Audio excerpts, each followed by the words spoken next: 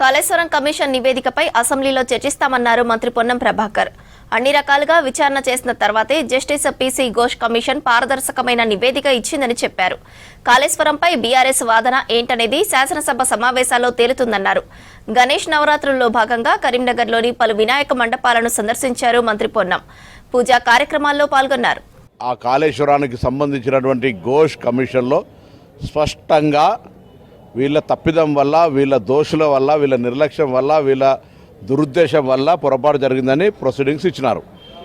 దాన్ని ఏ విధంగా వాళ్ళ నిర్దోషిత్వాన్ని నిరూపించుకుంటారో చర్చ ద్వారా నిరూపించనండి. దాని మీద కోర్టుకు అరెస్ట్ కాకుండా ఆపుకోవడం కానీ ఇతరత్ర జరుగుతున్నాయంటే వాళ్ళ యొక్క ఎటువంటి ఆందోళనకర స్థితిలో ఉన్నారో అర్థమవుతోంది. తప్పకుండా స్వేచ్ఛగా చర్చ చేసి మీ తరఫున చెప్పదలుచుకుని చెప్పండి.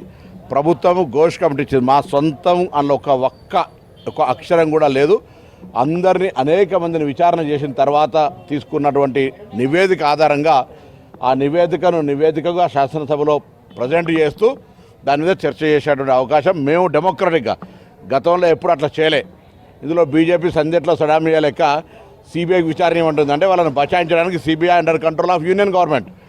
ఆ సిబిఐ విచారణ ఇచ్చేస్తే ఇక్కడ కూడా నిర్దోషిత్వంగా నిరూపించడానికి చేసిన ప్రయత్నాలు చేస్తారు. రెండు ఒకటే బాని కాబట్టి అటువంటి ప్రయత్నం జరిగేటువంటి అవకాశం ఉంటుంది. రాష్ట్రంలో ఘోష్ కమిషన్ వారికి కూడా ఒక శాంటిటీ ఉంది. ఒక పారదర్శకమైనటువంటి విచారణ జరిపి నివేదిక ఇచ్చినటువంటి సందర్భంలో క్యాబినెట్ ప్రొసీడింగ్స్ అన్ని పరిశీలించి, రికార్డులను పరిశీలించి, దానికి సంబంధించిన అన్ని రకాల వ్యవస్థ లోపల ఉన్నటువంటి లోపాల ద్వారా ఎందుకు నేనే మీ అందరికీ తెలుసా అన్నాడు. గవర్నర్ నరసింహన్ వచ్చి కాళేశ్వరరావు అన్నాడు, నేనే ఇంజనీర్ అన్నాడు. రాత్రులు వచ్చి పడుకున్నారు, వేలాది బస్సులు తీసుకొని ట్రిప్పులు కొట్టిరు.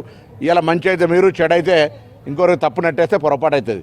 మంచిగా కాళేశ్వరం కట్టినాడు మీరే క్రెడిబిలిటీ, ఇలా కూలిపోవడానికి మీరే క్రెడిబిలిటీ అనేటువంటి సమాజం అంతా గమనిస్తోంది.